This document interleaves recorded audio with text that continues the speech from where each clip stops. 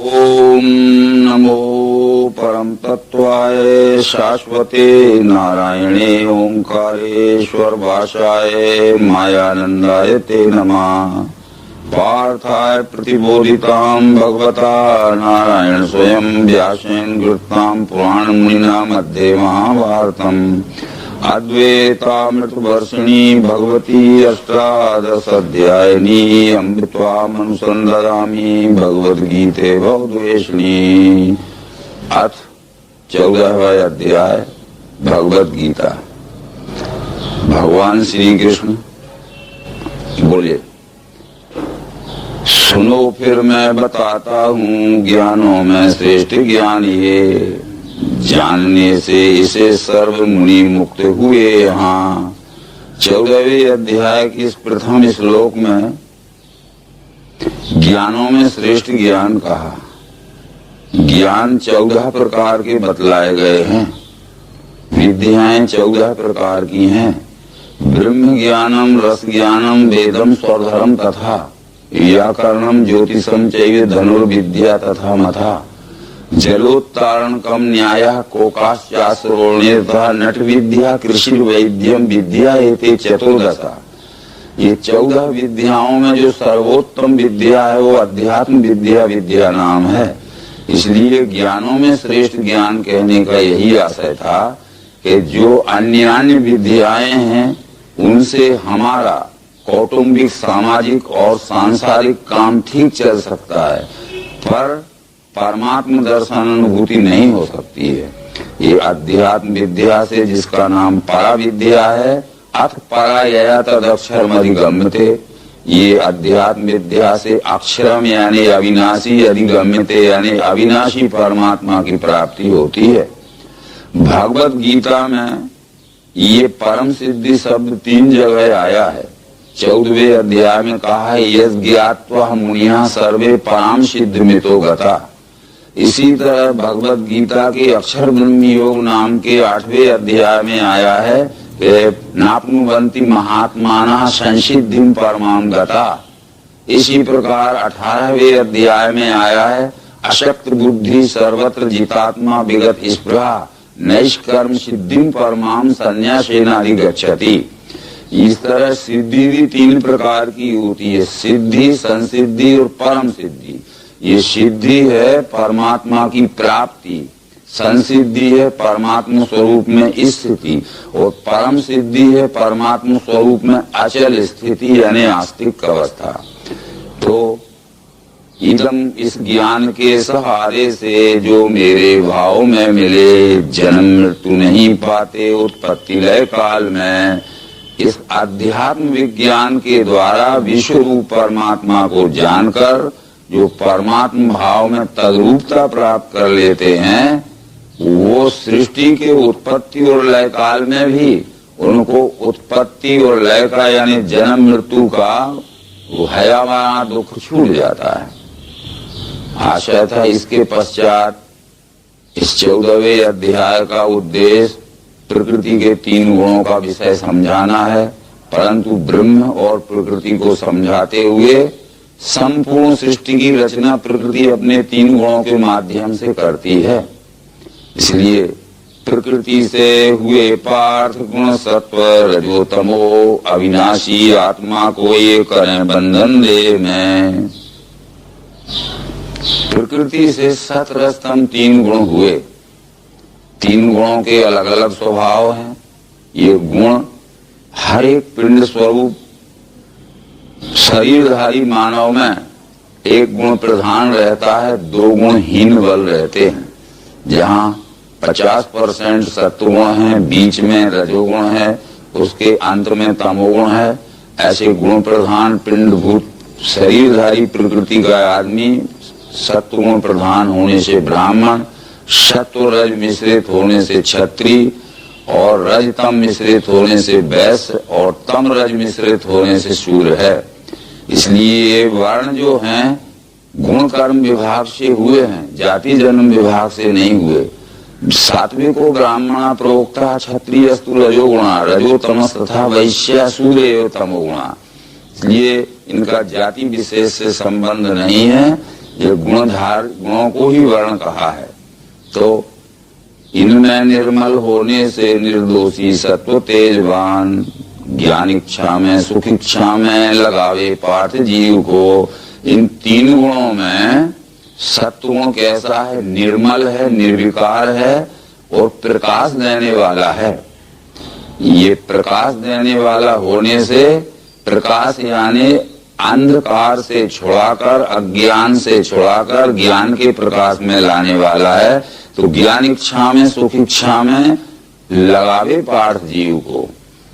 तो ये सत्वगुण जिस पिंडभूत शरीरधारी में प्रधान होगा, उसकी ज्ञान प्राप्ति की ओर प्रवृत्ति ज्यादा रहेगी और अपने ईमानदारी से प्राप्त किए हुए सुख को ही भोगने की इच्छा रहेगी। परंतु सत्वगुण यदि किंचित भी मलिन हुआ तो निश्चित है कि वो ज्ञान में स्वार्थ का भाव जोड़ लेगा और सुख में भी समष्टि की सुख की इच्छा तो रखेगा, परंतु व्यष्टि सुख को प्रधानता देगा, कौटुंबिक सुख को प्रधानता देगा। यदि कौटुंबिक सुख की तुलना में समष्टि के सुख को भी हानि पहुंचाने की संभावना आई तो मलिन सत्वगुण वो भी कर सकता है। इसलिए शुद्ध सत्वगुण निर्मल ज्ञान में और निर्मल सुख में पहुंचाता है। किंचित भी मलिन हुआ सत्वगुण तो ये मलिन ज्ञान में और मलिन सुख की ओर भी खींच ले जा सकता है। प्रीत रूप रजो जानो है तृष्णा संग दोष से, यही कर्म फलाशा में गिरावे पार्थ जीव को। ये रजोगुण में दो विचार आए कि यदि रजोगुण यदि शुद्ध हुआ, पूर्ण शुद्ध हुआ, तो ये प्रेम कराता है, स्वार्थ छोड़ के प्रेम कराता है। रजोगुण का स्वभाव ही है प्रीति कराना। परंतु किंचित भी मलिन हुआ तो आसक्ति और तृष्णा से प्रेम कराएगा। ये आसक्ति और तृष्णा का यहाँ अर्थ समझा देना ये जरूरी है कि जो पिंडभूत शरीरधारी मलिन रजोगुण प्रधान होगा, किंचित भी मलिन हो, तो वो अपने अधिकार के बाहर की वस्तु को प्राप्त करने की भी अभिलाषा रखेगा। इसका नाम तृष्णा है। अपने पास वस्तु तो है ही, परंतु और भी अधिकार के बाहर की वस्तु मुझे मिल जाए, इस तृष्णा से रजोगुण वस्तु को प्राप्त करने की धुन में लगा देगा। और प्राप्त हो गई वस्तु तो उसमें इतनी आसक्ति रखेगा, और राग नाम आसक्ति का है। किसी को जरूरत भी होगी और मेरे पास पर्याप्त भी है तो जरूरतमंद को भी मैं नहीं दूंगा, ये आसक्ति है। इसलिए तृष्णा है अधिकार के बाहर की वस्तु के प्राप्ति की अभिलाषा, और आसक्ति है प्राप्ति हो जाने के पश्चात जिनको आवश्यकता है उनको भी न देना, उसके बगैर वो तकलीफ क्यों न भोगते ना। ये मलिन रजोगुण जहाँ होगा तो ये तृष्णा और आसक्ति वहाँ जरूर रहेगी। जीवों को मोह में डाले वो है अज्ञान से तमो, अन्याय सुस्ती निद्रा दी करता है यह भारत। ये तमोगुण भी शुद्ध होता है जब शुद्ध तमोगुण की पहचान है, जहाँ 50% तमोगुण होगा परंतु उसके समीपस्थ 25% सत्वगुण होगा और आखिर में 25% रजोगुण होगा।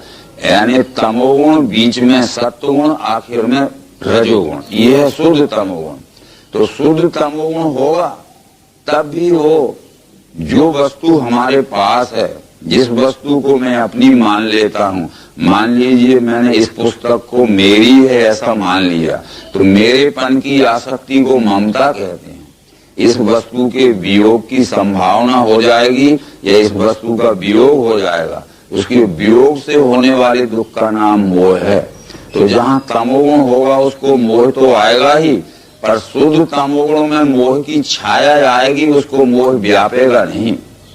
पर मलिन तमोगुण में मोह व्याप जाएगा और मोह के वशीभूत होकर वो अपने सदाचार से विचलित होकर अनेक प्रकार के अनर्थ भी कर सकता है, यानी अन्याय आदि में प्रवृत्त कर सकता है। इसलिए कहा जीवों को मोह में डाले वो है अन्याय से तमो, अन्याय सुस्ती निद्रा आदि करता है। अन्याय करता है सुस्ती, यानी किसी कार्य को करने में सुस्ती बतलाता है, और निद्रा यानी नींद ज्यादा लेना चाहता है, सोना जाना ज्यादा चाहता है। ये त्रिगुणों के ऊपर फंसावे सुख में सत्य डाले है कर्म में रजो, ढके ज्ञान को डाले पार्थ अज्ञान में तमो। फंसावे सुख में सत्व, सत्व गुण जहाँ शुद्ध रहेगा वो इधर उधर कहीं भी जीव आत्मा जाता होगा। रजोगुणी कामों में जैसे खेल तमाशा आदि में, राजनीतिक आदि कार्यों में, तो वो उन कार्यों से रोक कर जहाँ ज्ञान और परम सुख शांति का सत्संग मिलेगा उस तरह वो जीव आत्मा को फंसा के खींच के ये ज्ञान की ओर ले जाएगा। इसलिए फंसावे सुख में सत्व डाले है कर्म में रजो, और जहाँ रजोगुण प्रधान होगा वो स्वार्थ के कर्म की ओर ज्यादा खींचेगा। वो ये सोचता है कि ज्ञान की बात तो बाद में देख लेंगे, अभी ये हमारा स्वार्थ तो पूरा हो जाने दो। कुछ लोग तो ये सोचते हैं कि अभी तो बहुत दिन बाकी हैं, रिटायर हो जाएंगे जब देखा जाएगा ज्ञान सत्संग, अभी तो कमा लें खूब और आराम ऐश भोग लें। तो ये रजोगुण का कारण है। परंतु एक ही साथ ज्ञान और कर्म, ज्ञान और सुख भोग दोनों की ओर ले जाने वाला ये सत्वगुण होता है। तो फंसावे सुख में सत्व डाले है कर्म में रजो, ढके ज्ञान को डाले पार्थ अन्याय में तमो। रजो तमो जीत करके भारत सत्व है बड़े, रजो सत्व तमो जीते जीते तम सतो रजो। इस श्लोक में हमें ये समझना जरूरी है, यद्यपि जो हम यहाँ सब लोग बैठे हैं ये सब सत्वगुण प्रधान ही नहीं है, परंतु यहाँ हमारा वातावरण सत्वगुण प्रधान है। समझाने वाला व्यक्ति सत्वगुण में स्थित रहकर सत्वगुणी विचार यहाँ प्रचार प्रसार कर रहा है। तो श्रोता यद्यपि तमोगुणी भी है, रजोगुणी भी है, पर ये समझाने वाले के सात्विक विचार रजोगुणी और तमोगुणी श्रोताओं में प्रवेश कर रहे हैं, इसलिए उनका तमोगुण भी बड़ा है, रजोगुण भी बड़ा है, परंतु जो समझाने वाले का सत्वगुण है वो उनके तमोगुण अल्प प्रमाण सत्वगुण में मिलके बढ़ा देता है। इसलिए हम सब सत्वगुणी अवस्था में दिख रहे हैं। परंतु इसके बाद होता क्या है कि जब हम यहाँ से जाएंगे तो समझाने वाले ने जो सत्वगुणी विचार डाले हैं और हमारे अल्प सत्वगुण में मिलकर समझाने वाले के सत्वगुणी विचार मिलकर हमारा सत्वगुण बढ़ गया है। इस कारण से हम सब सत्वगुणी दिख रहे हैं। जब हम यहाँ से उठ के जाएंगे तो समझाने वाले का सत्वगुण समझाने वाले की ओर खींच के आ जाएगा, और जितना हमारा मूल गुण था वो मूल गुण लेके हम यहाँ से चले जाएंगे। हमारे अंतःकरण की धारक क्षमता यानी ये समझे और सुने हुए सत्वगुणी ज्ञान को धारण करने की क्षमता ऐसी होना चाहिए कि जब हम यहाँ से उठ के भी जाएं तो समझाने वाले का सत्वगुण उसकी तरफ ना खींचे और हमारे साथ ही चला जाए, तो बराबर सत्वगुण प्रधान हम में रह सकता है। तो लीकेज हो जाएगा तो बस वही बात होगी कि जितना हमारे पास था उतना ही रह गया। इसी तरह तीनों गुणों के विषय में है। परंतु ये सत्वगुण की पहचान क्या है? देह में जब ये सारी इंद्रियां ज्ञान ज्योति से रहें चैतन्य तो जानो सत्व का बल है बड़ा। ये किस व्यक्ति में इस समय सत्वगुण प्रधान है, रजोगुण प्रधान है या तमोगुण प्रधान है? तो ये सत्वगुण की पहचान है कि देह में जब ये सारी इंद्रियां ज्ञान ज्योति से रहें चैतन्य तो जानो सत्व का बल है बड़ा। ये ज्ञान ग्रहण करने में जब हमारी इंद्रियां मन बुद्धि और चित्त ज्ञान ग्रहण करने में सचेत हैं, उत्साहित हैं और अत्यंत ग्रहणशील हैं, तो समझ लीजिए कि खूब ध्यान लग रहा है ग्रहण करने में, तो उस समय ये पहचान हो सकती है कि सत्वगुण बड़ा है। परंतु सत्वगुण के विचार समझाते हुए कुछ व्यक्तियों की ओर हम देखते हैं तो इधर उधर नजर घुमा के देखते हैं और ठीक से समझने की ओर अपना चित्त का ध्यान नहीं देते, या कुछ लोग आलस में नींद लेते हैं, आंख मूंद के बैठ जाते हैं। तो उस समय ये समझना चाहिए कि उनकी ज्ञान इंद्रियां ज्ञान ग्रहण करने में उत्साहित नहीं है, चैतन्य नहीं है, ग्रहणशील नहीं है, क्योंकि तमोगुण वहां बढ़ा हुआ है। तो ये देह में जब ये सारी इंद्रियां ज्ञान ज्योति से रहें चैतन्य, तो जानो सत्व का बल है बड़ा। लोभ में वृत्ति प्रारंभ कर्म का मन घूमना, वासना रज वृद्धि के चिन्ह है भरतर साहब।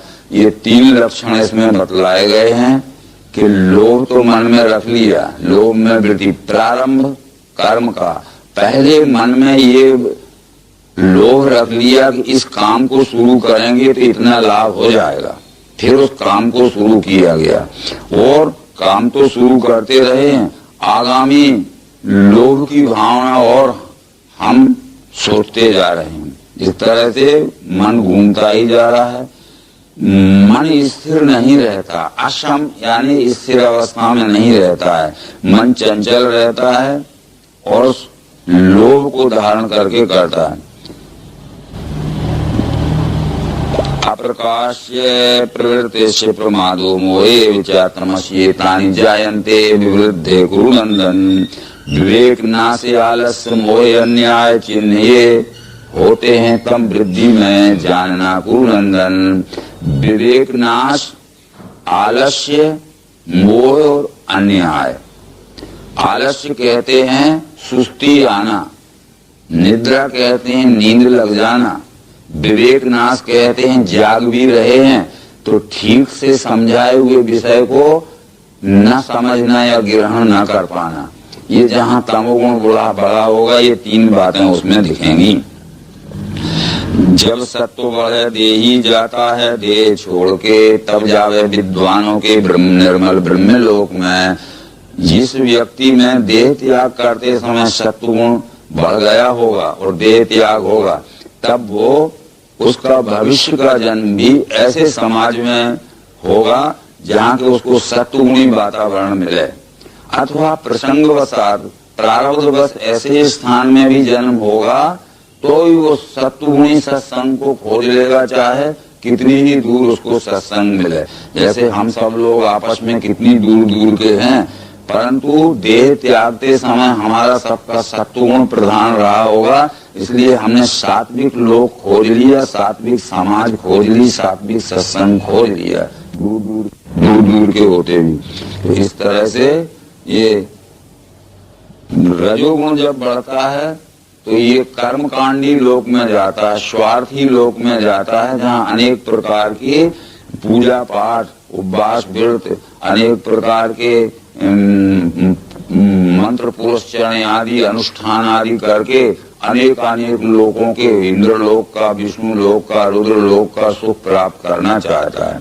ये रजोगुण की प्रधानता में जन्म त्यागता है तो कर्म कांडी है और तम में जावे पाता है मूढ़ योनि सो। देह त्यागते समय यदि तमोगुण बढ़ा होवे तो विवेक नाश, आलस्य, मोह, अन्याय आदि जिस समय रहते हैं वो तमोगुण की वृद्धि से पहचाने जाते हैं। तो ऐसे मनुष्य का भावी जन्म, भविष्य का जन्म मूढ़ योनि यानी मूर्ख मनुष्यों में ही पैदा होता है, अथवा पशु योनि आदि में भी उसका जन्म हो सकता है।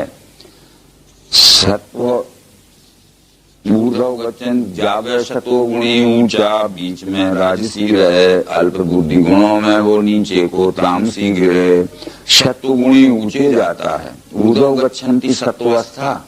तो लोगों ने, भाष्यकारताओं ने यह अनर्थ कर लिया कि सतोगुणी ऊंचे जाता है, यानी ऊंचे 7वां आसमान पर देवलोक में चला जाता है।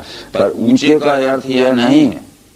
यदि शुद्ध गुण में मनुष्य कर्म करता है, ईमानदारी से सेवा में कर्म करता है, जैसा पुलिस का कांस्टेबल है, अगर अपने शुद्ध गुण से ईमानदारी से सर्विस करेगा तो जरूर ऊंचा हो जाएगा, यानी हेड कांस्टेबल हो जाएगा।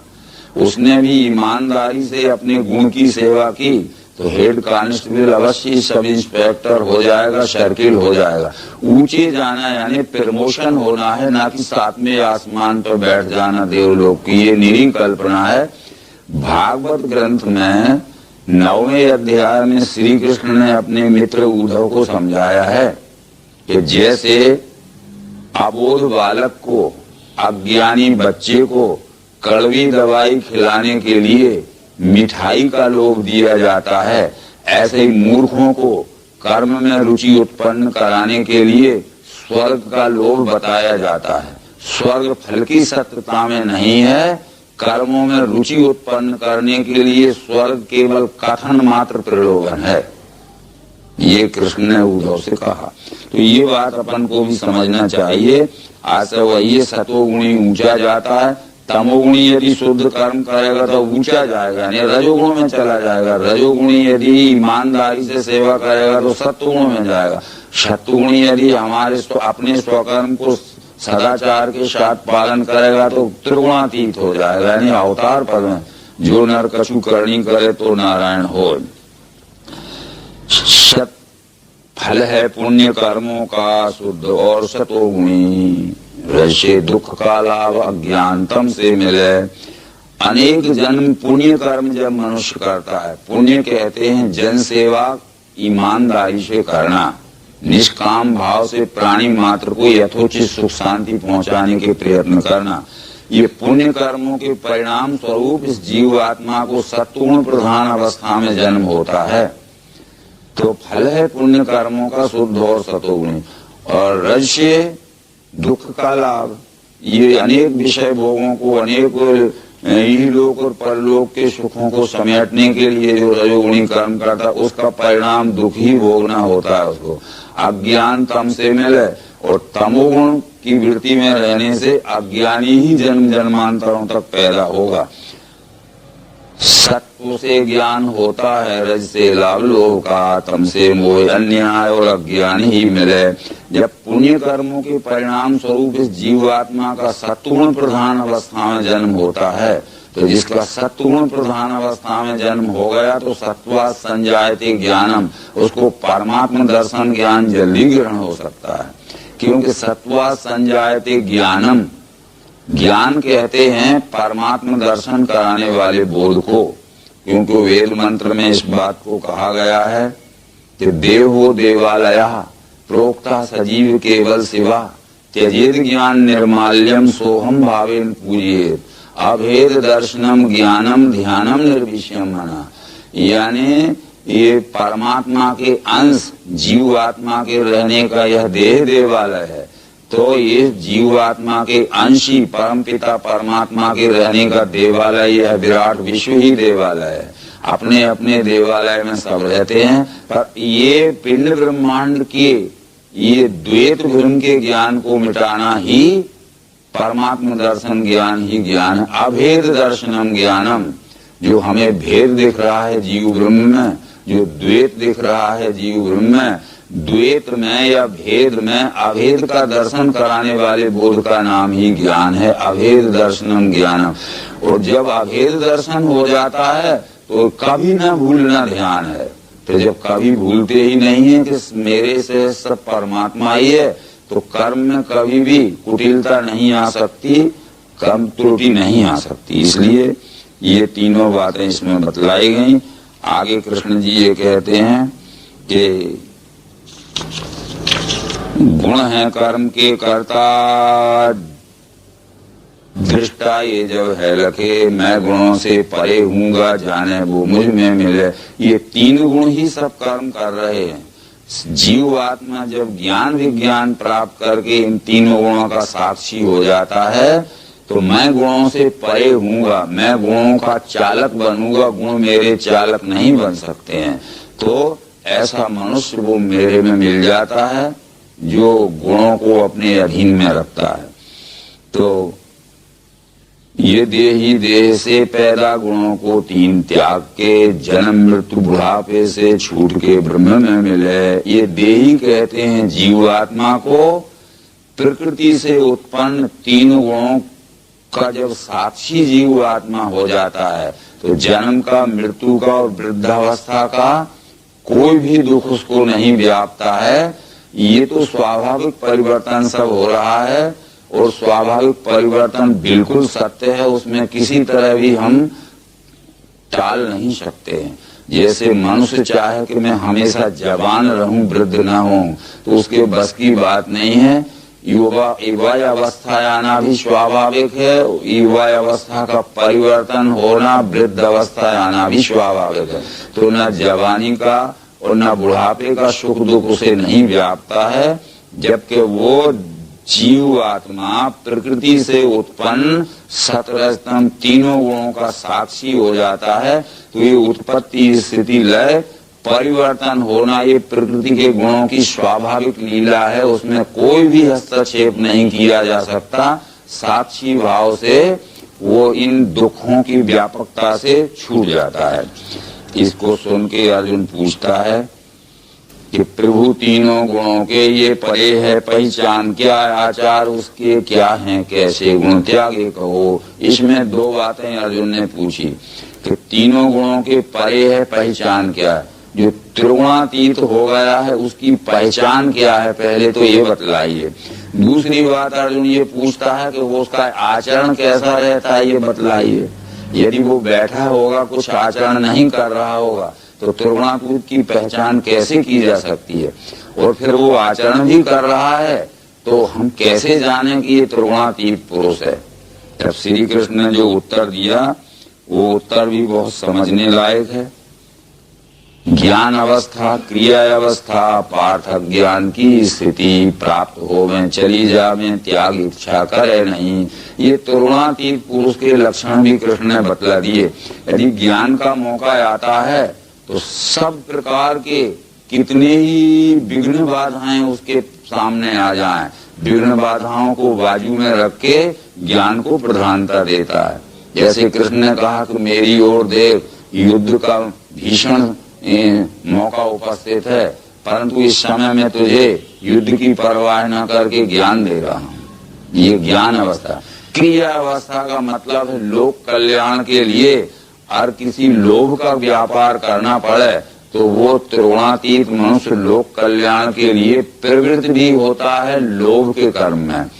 और फिर पार्थ अज्ञान की स्थिति, लोग भले ही उसको कहें कि अज्ञान है, अगर लोक हित के लिए युद्ध करना मारना काटना भी पड़े तो उसके लिए भी वो तैयार रहता है, जैसे कि मैं भी तैयार बैठा हूँ। तो ये त्रिगुणातीत युद्ध करके मारता काटता भी है, त्रिगुणातीत लोक कल्याण प्राणी मात्र के हित के लिए लोभ के काम भी करता है, और त्रिगुणातीत प्राणी मात्र को यानी मनुष्य मात्र को अज्ञान के अविवेक से छुड़ाकर ज्ञान विज्ञान के यथार्थ प्रकाश में लाने के लिए ज्ञान के उपदेश भी करता है। ये लक्षण श्री रामचंद्र जी में और श्री कृष्ण में स्वयं थे। वो ज्ञान विज्ञान का उपदेश भी कर रहे थे, उन्होंने राज्य भी किया और बड़े बड़े युद्ध भी किए। तो ये त्रिगुणातीत के लक्षण हैं और ये त्रिगुणातीत का आचरण है, ये कृष्ण जी ने कह दिया। उदार है जैसे उदासीन गुणों में बीजता नहीं, कर्मों के गुण करता है जान के शांति हो रहे जैसे उदासीन। उदासीन शब्द वर्तमान के समय में जो समझाया जाता है उसका अनर्थ ही किया जाता है। उदासीन कहते हैं लोगों को जो घर द्वार समस्याओं से तटस्थ हो गया है, परंतु उत का अर्थ है ऊपर, आसीन का अर्थ है बैठना, जो सुख दुख मान अपमान निंदा स्तुति आदि के साक्षी हो चुका है, तटस्थ या निरपेक्ष हो गया है, वो गुणों में कभी नहीं बच सकता है। कर्मों के गुण करता है जान के शांति हो रहा है। ये तो गुण ही सब कर्मों के करता है और मैं गुणों से परे हूँगा, मैं गुणों से काम लेने वाला हूँ, मैं जैसा चाहूंगा वैसे गुण से काम कराऊंगा। इस तरह से वो हर अवस्था के आते हुए भी शांत रहता है। शम सुख दुख स्व से सोना मट्टी समान, ये तुल्य निंदा स्तुति धीर तुल्य माने बुरा भला। अब अभेद भाव से मेरी जो सेवा प्रेम से करे, जीत ले वे गुणों को मिलता है ब्रह्म भाव से। अभेद माम चायु अविचारण भक्ति योगे सेवते, यानी अभेद या अनन्य भाव से, द्वैत भाव से नहीं तो अद्वैत भाव से यथोक्त सेवा जो विश्व रूप की करता है, वो गुणों के जय किए हुए पुरुष के लक्षण हैं, वो मिलता है ब्रह्म भाव में। अंतिम श्लोक 27वां, अविनाशी निर्विकार ब्रह्म का सद्धर्म का अखंड सुख का स्थान मैं ही हूँ जा। जिसका नाम अविनाशी है, जिसका नाम नित्य है, जो जिसका नाम अखंड सुख है,